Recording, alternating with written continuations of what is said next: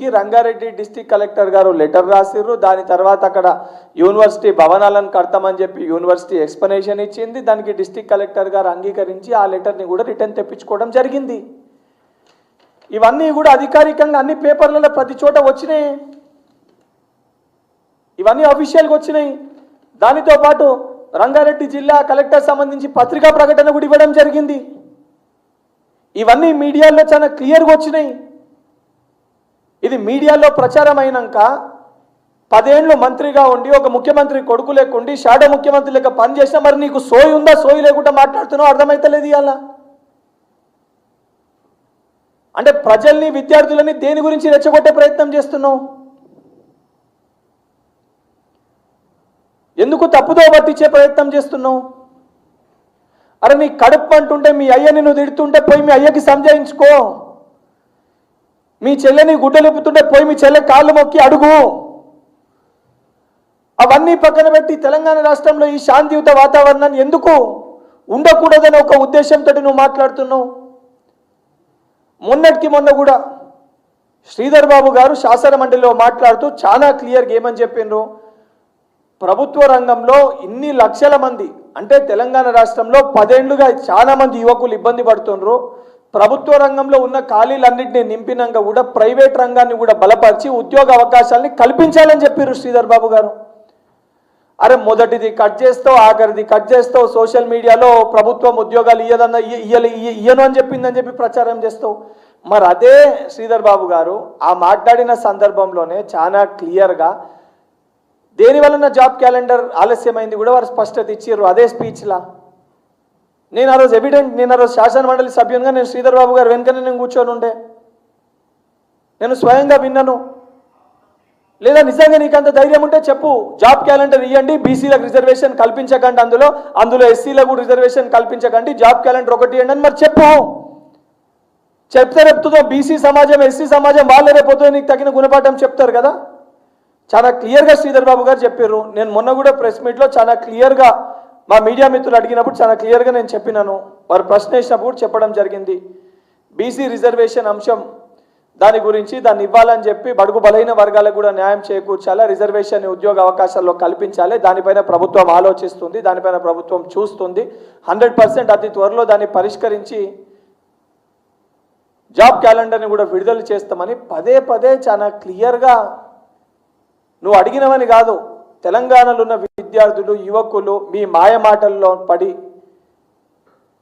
మీరు చేసే మోసాలు వాళ్ళకి తెలియక వాళ్ళు మిస్లీడ్ కాకూడదు, వాళ్ళ జీవితాలని వాళ్ళు అయోమయ పరిస్థితికి తెచ్చుకోకూడదని ఒక ఉద్దేశంతో బాధతోటి ఆవేదనతోటి పదే ఎక్స్ప్లెనేషన్ ఇవ్వడం జరుగుతుంది. కేటీఆర్ నేను సూటిగా 2-3 ప్రశ్నలు అడుగుతా. కేటీఆర్ సోషల్ మీడియా కూడా ఇలా సూటిగా 2-3 ప్రశ్నలు అడగదలుచుకున్నా.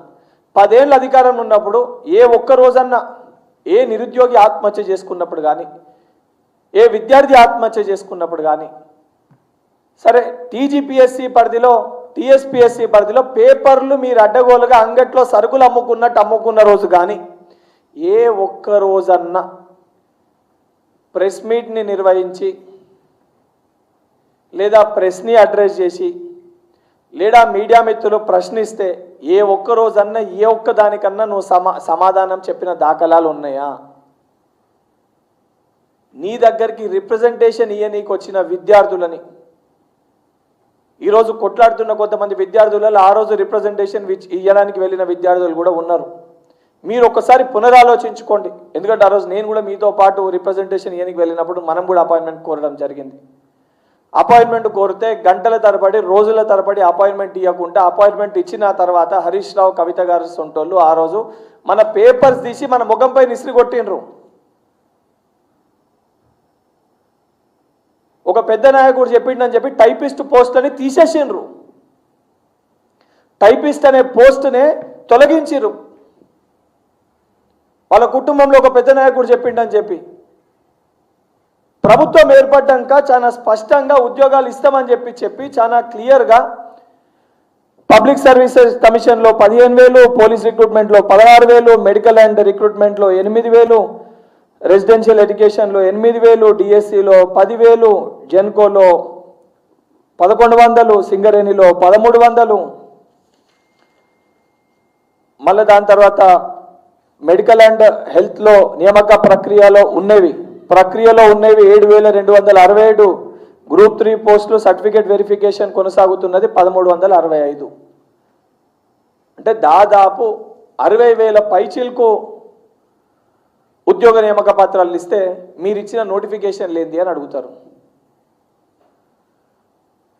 ప్రభుత్వం అనేది ఒక సైకిల్. మీరు నోటిఫికేషన్లు ఇచ్చిర్రని చెప్పి ప్రభుత్వం మారంగానే మీరు ఇచ్చిన నోటిఫికేషన్లు క్యాన్సిల్ చేసి లేదా వాళ్ళు ఇచ్చిన నోటిఫికేషన్లకి మేము నియామక పత్రాలు ఇస్తే మాకు పేరు రాదు అని చెప్పి మీ లెక్క నీచపు ఆలోచనలు ఈ ప్రజాప్రభుత్వం మా నాయకులు మేము ఆలోచిస్తలేము. మేము బాధ్యతతోటి, మీరు బాధ్యత రహితంగా బాధ్యత లేకుండా 2017లో నోటిఫికేషన్ ఇచ్చి నామమాత్రానికి ఎలక్షన్స్ ముందు నోటిఫికేషన్స్ ఇచ్చినామని చెప్పి చెప్పుకోనికి ఎలక్షన్స్లో దాన్ని అస్త్రం లెక్క వాడుకోనికి తూతూ మంత్రంగా నోటిఫికేషన్లు ఇచ్చి ఇడిచిపెట్టారు. ఆ ఇడిచిపెట్టిన నోటిఫికేషన్లు అన్నింటిలో కూడా ఉన్న సమస్యల్ని పరిష్కరించి టీజీపీఎస్సీని ప్రక్షాళన చేసి గ్రూప్ 1, గ్రూప్ 2, గ్రూప్ 3, డిఎస్సి కానీ ఇతర రిక్రూట్మెంట్స్ అన్నీ కూడా బాధ్యతతోటి కంప్లీట్ చేసి న్యాయపరంగా చిక్కులు పడకుండా పడ్డ చిక్కులని విడదీసి అఫీషియల్గా 13 సార్లు ఎల్బీ స్టేడియం, శిల్పకళా వేదిక, వేరే వేరే వేదికలలో విద్యార్థులను పిలిచి వాళ్ళ తల్లిదండ్రులను పిలిచి ముఖ్యమంత్రి గారి చేతుల మీదుగా నియామక పత్రాలను ఇచ్చి తెలంగాణ రాష్ట్రంలో కేవలం నోటిఫికేషన్లు కాదు, నోటిఫికేషన్లతో పాటు సరైన సమయంలో నియామక పత్రాలు ఇచ్చి విద్యార్థులకు ఒక ధైర్యాన్ని, ఒక భరోసాని కల్పించి 60,000 పైచిల్కు విద్యార్థులని స్వయంగా వాళ్ళ కాళ్ళపైన వాళ్ళు నిల్చొని వాళ్ళ కుటుంబము, వాళ్ళ కుటుంబ సభ్యులు గర్వంగా, అంటే 60,000 పైచిల్కు కుటుంబాలు ఈరోజు గర్వంగా తెలంగాణ రాష్ట్రంలో కాంగ్రెస్ ప్రభుత్వం వచ్చినాక మాకు ఉద్యోగం వచ్చింది అని చెప్పుకునే విధంగా ఊర్లో గర్వంగా తలెత్తుకొని తిరిగే విధంగా ఈ ప్రజాప్రభుత్వం పనిచేసింది. దానికి మీరు ఏం మాట్లాడుతుండ్రు? మీరు ఇచ్చిర్రా నోటిఫికేషన్స్ అని మాట్లాడుతున్నారు. సరే, మేము నోటిఫికేషన్స్ ఇవ్వలే.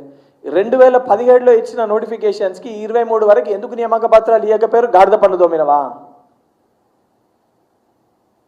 ఆ 10 ఏళ్ళల్లో దోచుకున్నది ఎట్లా దాచుకోవాలి, దాచుకున్నది ఎక్కడ పెట్టుబడులు పెట్టాలి. అది తప్ప ఏ ఒక్క రోజన్నా నీకు సోయి ఉండేనా? ఏ ఒక్క రోజన్నా మీ అయ్యకి సోయి ఉండేనా? ఏ ఒక్క రోజన్నా నీ బావకి సోయి ఉండేనా?